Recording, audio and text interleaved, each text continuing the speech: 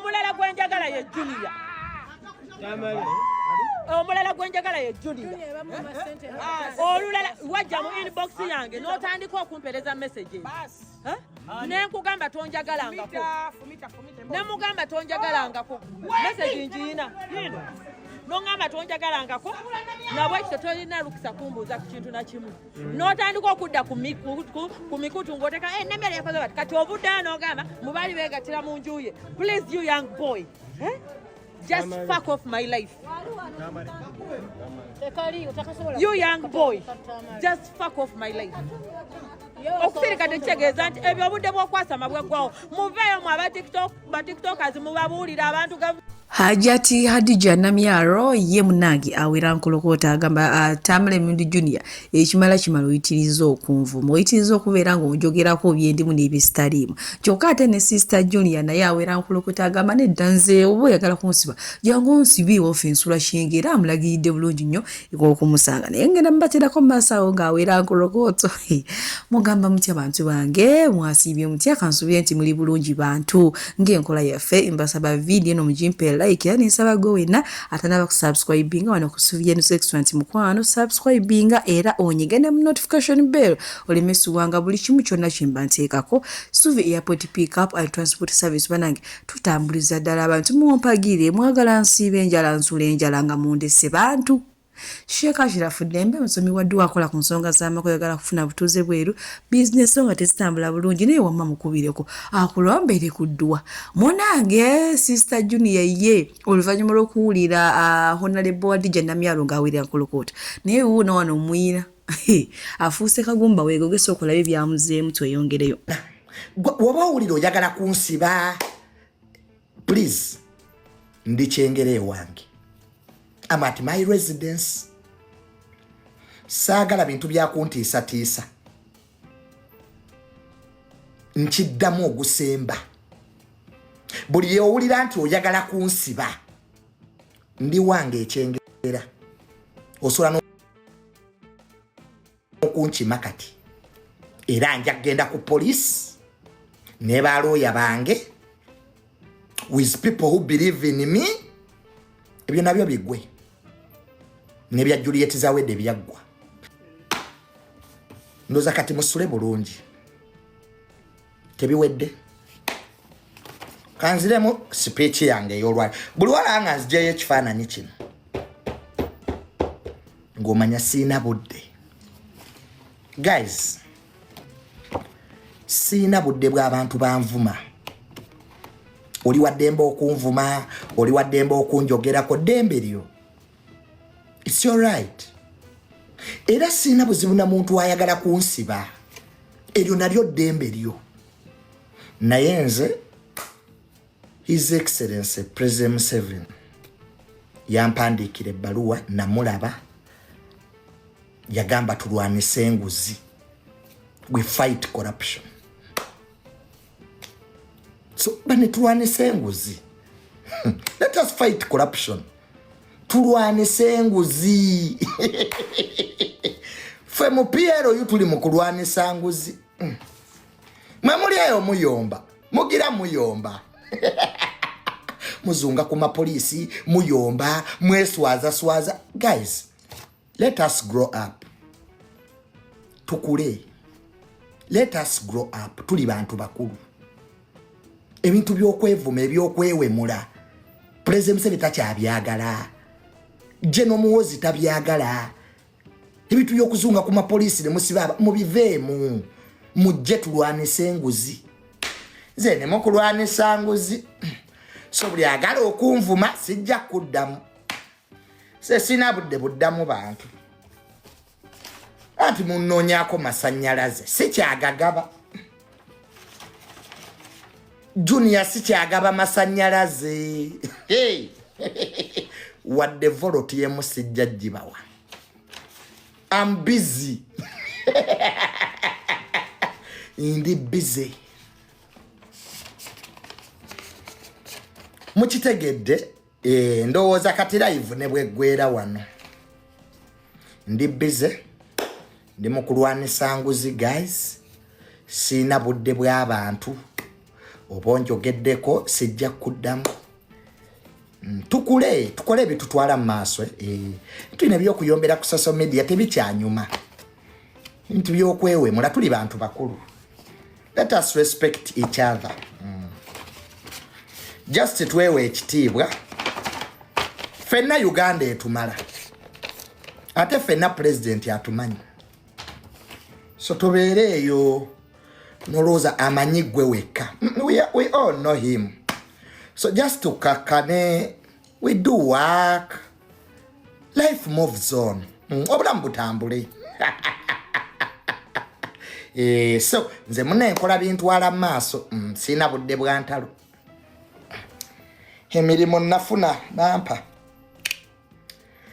So aba patriotic League of Uganda PLU nziramu nebaza nnyo kadi yange ntuuseeko era Secretary General nkwebaza kadi yange ntuuseeko nebaza nnyo General Muhoozi CDF mwebale kunzikiririzaamu emirimu tugikola ffe tuli mukola mirimu goli eyo oli ku junior ebyo mbiveemu. Let us grow up. Siyalina budde bwa kwevuma. Wamazaayo ebbaluwa zange. Naye ennaku zino abantu obalagako bulazi ne bategeera nti junior kati yakula. I grew up. Gola nkyabeera mu ntalo. Nze ndiwo kuwuliriza. Nze omulimu gwange gwakuleeta abantu n'empulira n'enseka. Sikyabeera mu ntalo. So bambi musule bulungi ababadde balowooza junior agenda yomba. Sina budde.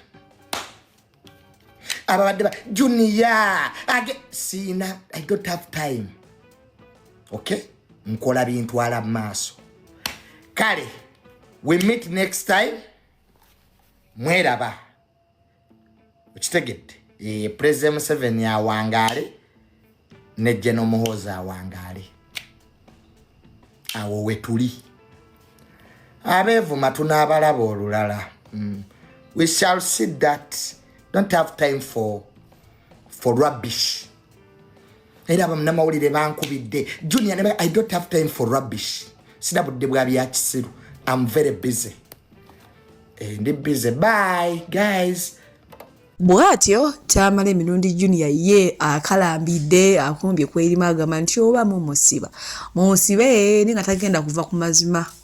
Mwenguzerekerwe byebyo bibadde bigambo bye so si bigambo byange. Suvi Airport Pickup and Transport Service bakasitoma bafe abalungi nyongera okubajjukiza nti emiwendo gyo twagisaliddeko ddala nga woolabaawo ate nsiba nki bagamba nti booking Suvi Airport Pickup and Transport Service mukwano nze siseererako ddala. Oyagala kugenda mu kyalo, oyagala kukima mu kyalo, oyagala genda ku pate, oyagala genda ku birthday, oyagala kulya ku zizo, kiki oyagala okulya, oyagala kunona ku kisaawe, oyagala kutwala ku kisaawe, booking Suvi Airport Pickup and Transport Service. Ate badiyale wojja nongamba munange ebyadala Suvi sente zonna zirabye naye ekyamazima siziwezaawo nja kusalirako oba okitegeera. Kati so gwe wenna atanaba ku booking Suvi Airport Pickup and Transport Service onongojja n'akusalira nako olinze eki mukwano.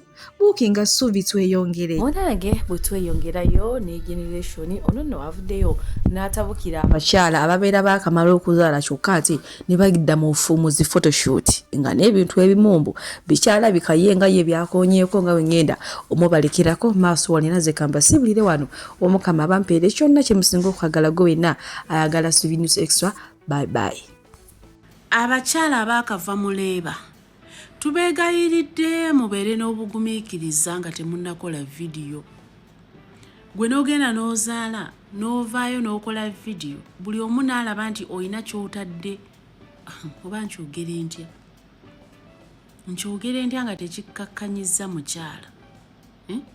Gwe n'olaga abantu ky'otaddeawo wansi we kiyitira. Kotoni waayitira simanyi always we ziyitira ne mutulaga. Ndi mukazi nenjagala okugamba nti it is very very disgusting.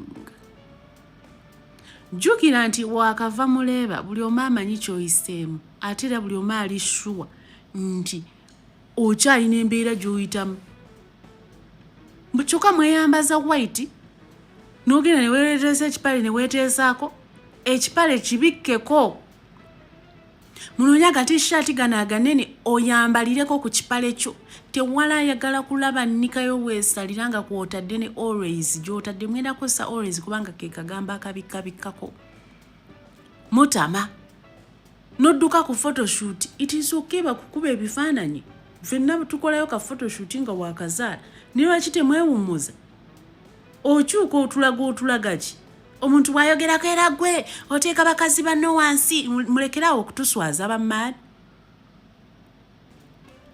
mupapa muba mulagawo wakayingira leeba wakavaayo wakekubya ebifaananyi wakawanika amagulu wakakyuka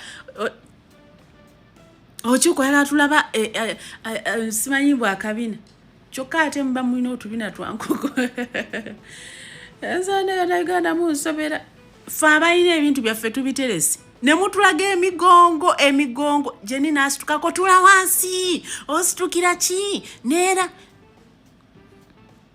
waki mutulaga emigongo tulaga omugongo nga guliko something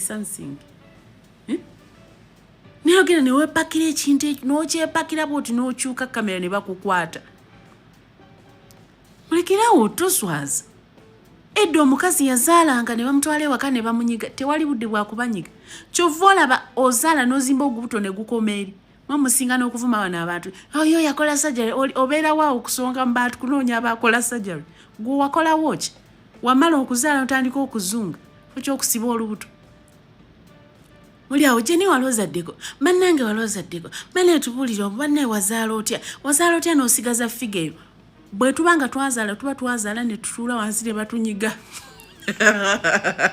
ne tuweweera embuto ne ziddayo oba ne tunoonya ssente ne tukola surgery oba ozunga ki wakazaala oli mu selfies weekubya selfies abaana mubataddeyo ku social media 1 abaana bafudde muwoza omwana simanyi yalwala simanyi yakola ki ebiisa ebibi mutereka abaana bamwe temututama nsonga ya kuzaala nojja ku media nga weepakidde ekintu ekyo n'okireka. Abalungi abatuwuliriza era abatulaba olunaku olwaleero tukyaddeko ewa Sheikh Ashraf Dembe. Sebo nsanyusa okubalaba amannya agange Sheikh Ashraf Dembe akola ku bizibu by'enjawulo. Omuntu singa aba alina ebirwadde tumusomereddwa tumuwa amazzi ga lukuya nga bw'obadde ogalaba tugenda abantu ku kyoto ne twokya emizimu emibi egibabaamu n'okulomba edduwa. Abantu singa abeera ng'ali wano atuuse sobola okumulombera edduwa ne waba atatuuse nga mpadde amannya ge naye ng'ali wala. Neetaaze ennamba yange yeeno eri 0701763711. Nammwe bannyinaffe abali ebweru oyagala okuba nti oyagala okulombera ku dduwa ng'olina ebizibu viza zibuze amaka gakolongotana ssente zikola zimpita mu ngalo ojja kumpeereza ekifaananyi kyo n'amannya go ebyo byokka bijja kummala nja kukulombera edduwa ojja kutereera. Olunaku olusembayo mu mwezi mba n'edduwa eyawamu ffenna n'abalwadde bange abakadde n'abapya. Assalamu alaikum warahmatullahi wabarakatuh.